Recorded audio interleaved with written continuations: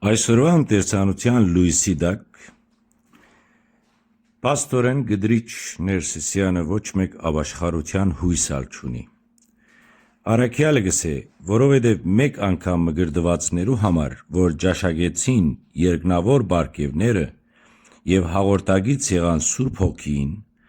Աստծո գեղեցիկ խոսքի վայելքն ունեցան ու գալիք աշխարհի զորությունները ջանչեցան, եթե սայտակին անհնար է երկրորդ անգամ ապաշխարությամբ նորոգվիլ,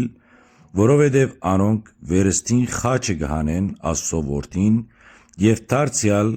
խաղք ու խայդարակ կդարձնեն։ Քանզի այն հողը, որ գխմե շատ անգամ իր վրա տապված անձրևը եւ օգտակար արդյունքներ գուտա անոնց, որոնց համար գմշակվին, Աստծո օրհնությունը կստանա։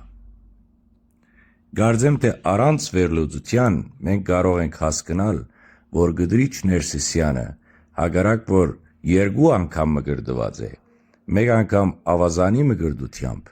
իսկ երկրորդ ցերնադրության օծումով եւ ինքը անդեսած է այդ օծումը եւ ամբողջ իր կյանքը ապրած է սայտակումով, նույնիսկ ապաշխարությունը իրեն ոչ մեկ օգուտ չներ։ Հետևաբար ովքեր կգարձեն թե ինքը ապաշխարությամբ կփոխվի կամ ովքեր կբահանչեն որ արիտ դրվի իրեն, որբեսի միգուցե ինքը ապաշխարե, սխալած կլան, որովհետև առաքյալի խոսքը շատ հստակ է։